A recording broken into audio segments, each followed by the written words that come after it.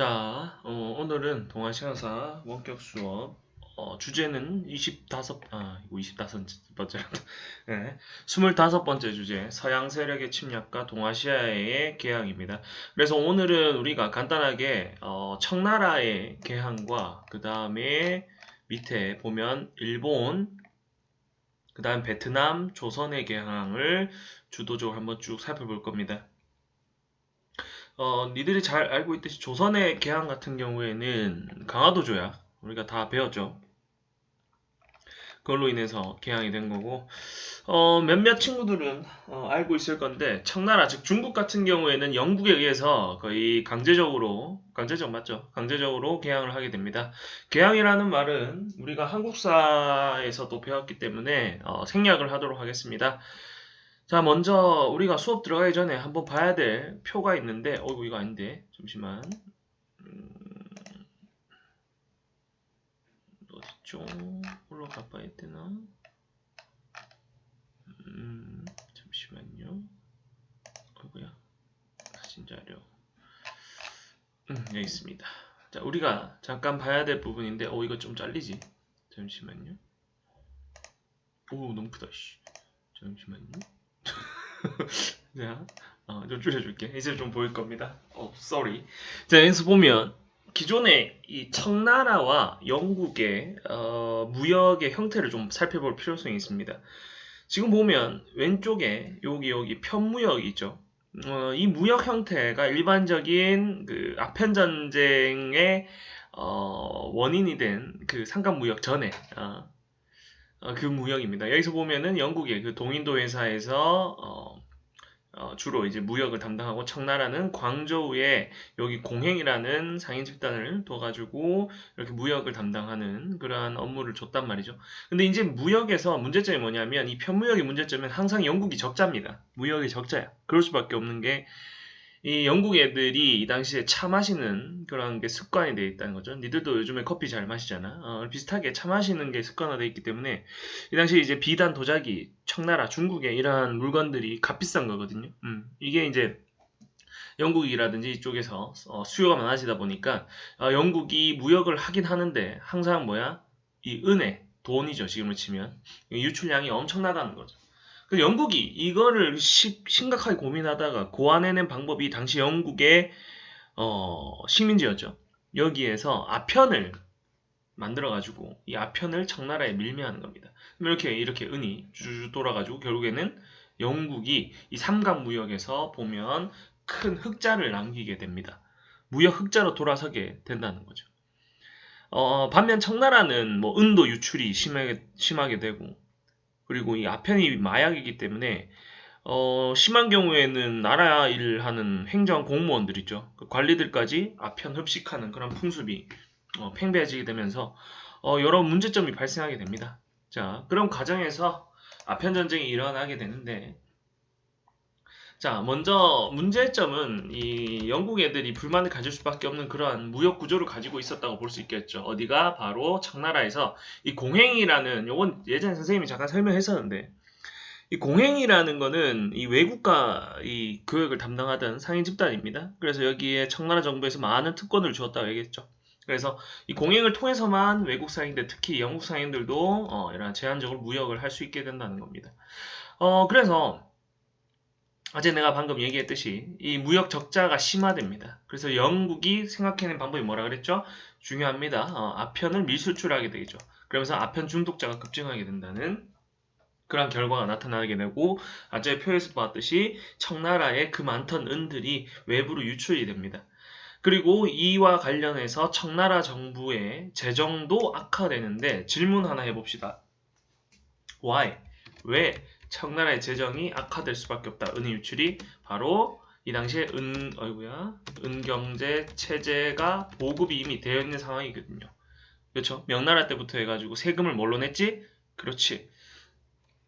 즉 세금을 은으로 징수했기 때문에 청나라 정부 입장에서는 은 유출이 심할수록 사람들이 은으로 세금을 내야 되잖아. 그럼 그 은이 계속 유출되니까 은의 가격이 어떻게 계속 올라가게 되겠죠. 그 재정이 계속 악화되고 세금도 잘 안 걷어지고 이러는 겁니다. 그래서 생각하는 게 바로 임칙서라는 사람입니다. 흠차 대신이죠. 당시 황제가 임칙서를 자신의 명령을 받고 가는 거죠. 그럼 뭐 황제와 같은 대접을 해줘야 된다 뭐 얘기를 합니다. 뭐 그게 중요한 게 아니라 이 임칙서가 아편을 몰수하고 단속을 강화하는데 이 문제가 뭐냐면 영국은 이 당시가 되면은 1830년대 부터 해가지고 선거법 개정해가지고 자유주의 개혁이 한창 전개가 됐던 그런 시기란 말이지. 그리고 지금 이 청나라에서 임칙서가 하는 행동 자체가 자신들의 자유시장 경제 체제, 자신들이 추구하던 자유시장 경제 체제를 어떻게 비판이라고 해야 되니? 자유경제체를 어떻게 보면은 약간 무시하는 처사라고 볼 수가 있겠죠. 약간 역행한다고 볼 수 있지. 그치? 그러면서 여기에 대해서 의회에 요청을 해서 결국에는 청나라랑 전쟁을 하게 됩니다. 그게 바로 아편전쟁입니다. 당연히 청나라 지겠죠. 왜? 당시 영국이 더 셌으니까 그런 겁니다. 알겠죠? 자, 그래서 중요한 거는 이 결과입니다. 잘 기억해야 돼. 이 근대 개항을 배울 때는 이 조약의 결과, 이 나라들이 어떠한 불평등, 다 불평등 조약이든 어떻게 보면 어떤 불평등 내용들 담고 있는지. 자, 첫 번째. 상하이 등 5개 항구가 개항이 됩니다. 이게 왜 그러냐면 그 이전에 중국에서 뭐냐면 개항, 그 항구를 정해놨거든. 그런데 영국 애들 같은 경우에는 좀 더 많은 항구 시장이 필요했다는 거죠.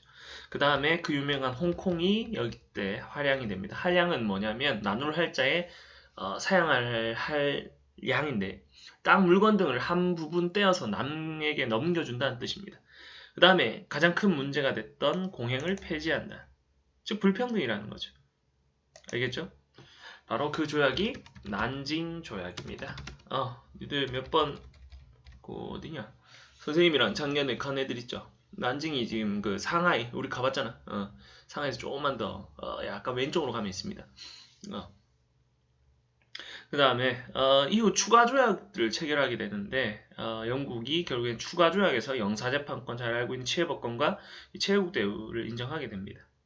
자, 근데 문제는 뭐냐면 영국이 생각했던 만큼 이 무역 상황이 좋진 않아. 뭐 흑자는 흑자인데 그들이 생각했던 만큼이 안 된다는 거죠.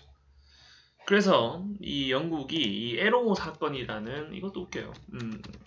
자, 에로호 사건을 빌미로 해서 프랑스와 연합해서 청나라를 침략하는데 이때 이 프랑스의 대표자가 나폴레옹 3세입니다.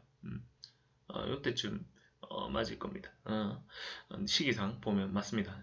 프랑스와 연합해 청나라를 침략하는데 결국에는 베이징이 점령당하게 되고 텐진 조약과 베이징 조약이 체결됩니다. 텐진 조약과 베이징 조약의 체결은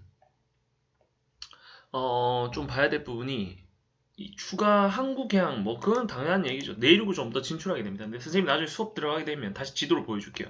어떻게 추가 항구가 개항이 됐는지 자료가 다 있으니까. 중요한 건 이겁니다. 외국 공사의 베이징 주재가 허용이 돼. 그리고 당시 중국 애들이 약간 좀 거부했던 크리스트교였죠. 이게 공인이 됩니다. 엄청난 일입니다. 중국 입장에서, 청나라 입장에서는. 특히 외국 공사가 이제 베이징에 주재할 그러니까 쉽게 얘기해서 외교관들이 이제 청나라 수도에 주재 즉 들어오게 된다는 거죠. 거기서 이제 점차 어떻게 되냐 외부의 침략을 제국주의 나라들의 침략을 받게 된다는 거죠. 요 지도는 니들 한번 쭉 보면 될 겁니다. 자, 그 다음에 일본이랑 베트남, 조선을 봐야 되는데, 일본 니들 잘 알고 있듯이 미국에 의해서 개항이 되고, 베트남은 프랑스, 그 다음에 조선은 일본이죠. 간단하게 한번 살펴볼게요. 에도 막부 같은 경우에는, 이 청해 개항 이후 에도 막부의 세국 정책이 어느 정도 니들 그부터 얘기해보자. 이게 우리가 네덜란드 상인들한테만 그 무역하게 해줬다 그랬잖아. 에도마부에서 맞죠? 일반적으로 포르투갈 애들이 그 천주교 관련해서 크리스트교 관련해서 반란도 일으키고 이러니까. 근데 문제는 17세기 이후에 에도마부가 네덜란드랑 청상인들한테만 니들 잘 알고 있듯이 나가사키를 통해서 제한적인 무역을 허용했단 말이죠. 일종의 세국 정책이잖아. 흥성대원군처럼.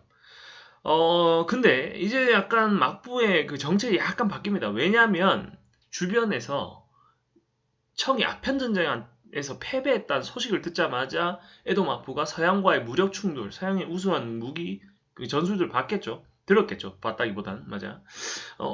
세국 전쟁을 완화하게 됩니다. 그리고 페리 함대, 즉 미국이 들어온다는 거죠.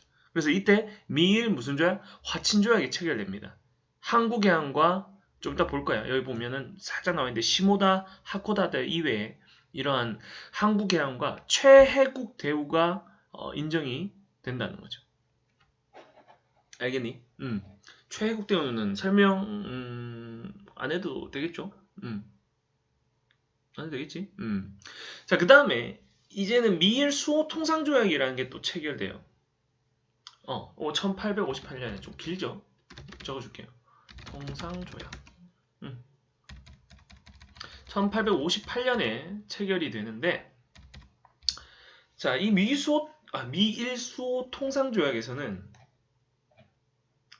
이거, 내가 잘못 얘기했구나, 그때네. 미일 화친조약이랑 다릅니다. 미일 수호 통상조약은, 요거, 가나가와, 나가사키, 니카타, 효고, 있는데, 이런 것들을 추가적으로 개항하고 그 이전에 비해서, 협정관세. 그래서 일본이 미국과 체결한 건데 항구의 추가 개항 그 이전의 화친조약과 비교해서 그다음에 관세 자주권의 상실, 영사재판권 등의 내용이 여기에 포함된다고 볼 수 있습니다. 영사재판권은 여기 보면 여기 있죠. 자, 그 다음에 베트남은 읽어보면 되는데 특히 이 코친차이나가 좀 나올 겁니다. 이 코친차이나는 그냥 쉽게 얘기해서 그렇게 생각하면 돼. 어떻게 생각이 되냐면 책에 보면 나중에 선생님이 보여주긴 할 건데 코친차이나는 유럽인들이 베트남의 남부지방을 이르던 말입니다. 북쪽지방을 일반적으로 이제 통킹이라고 불렀어. 통킹. 알겠죠? 책에 보면 프랑스랑 인도차이나 해가지고 나와 있을 겁니다. 이렇게 쭉 보면 되고 그 다음에 요거는 잘 알겠죠? 강화도 조약. 되니? 요거는 뭐 알아야지. 영사재판권. 세계항구, 부원인, 부산, 원산, 인천. 자, 이렇게 해서 탐구하기 뭐 이런 내용들이 있습니다. 그래서 니들 선생님이 하나만 더 얘기할게. 이걸 한번 적어봐봐. 어디 빈칸이나 빈 쪽에다가 이 구분할 필요가 있습니다. 헷갈릴 수도 있어. 자, 요걸 일단 적어보세요. 이 표를 한번 적어볼 건데, 자, 일단 난징 조약에는 치해법권이 있을까 없을까? 어제 봤잖아. 기억 안 나지? 복수하면 돼. 자, 잠시만요. 난징 조약에는 치해법권이 있습니다. 미일소 통상조약에도 있어요. 강화조약에도 있어요. 관세자주권 박탈. 미일소 통상조약, 난징조약, 관세자주권 박탈됩니다. 근데 이거 헷갈리면 안 돼. 추가 조약에서 그렇게 되는 거고 우리나라는 관세자주권. 무관세 조항, 조일 무역 규칙 있죠. 강화도 조약에는 이 내용이 없어요. 관세자유권 박탈이. 근데 미일소 통상이랑 난징에는 있다. 그 다음에 한국해양은 이건 뭐 다 나오잖아. 똑같아요. 다 한국해양입니다. 영토 할양. 영토를 빼앗아 가진 않았죠. 일본이 우리나라에. 나중에 전체 다 먹지. 나쁜 놈들. 그래서 보면 난징 조약에는 영토 할양이 있어. 지금 봐봐. 그러면 청나라 봐봐요. 작살나죠. 치해법권, 관세자주권 박탈되고 항구도 강제로 개항되고 영토죠. 난징 조약에서 바로 영국에게 홍콩을 하향하게 된다. 알겠니? 나중에 뭐 주롱판도 이런 데 하향 많이 합니다. 거의 산산조각 난다 보면 돼요. 그래서 과분이라고 해가지고 즉 중국인들 입장에서 자신들의 나라가 제국주의 열강들을 하기 위해서 분할될 것 같은 그런 위협 의식을 느낄 정도로 바로 어떻게 되냐, 중국은 큰 위험에 처하게 됩니다. 자, 오늘 수업은 여기까지 마무리를 하고 다음 시간에는 주제 뭐냐, 늘 받았죠. 각 동아시아 각국의 근대화 운동입니다. 아마 갑신정변부터 해가지고 양무운동, 메이지 유신, 특히 양무운동 좀 중점적으로 보고 그 다음에 이 메이주신 근대화 운동 해가지고 쭉 살펴볼 겁니다. 알겠죠? 그 다음에 요 량치차오 강요회가 했던 변법자가 운동. 자, 오늘은 여기까지 합시다. 수고했습니다.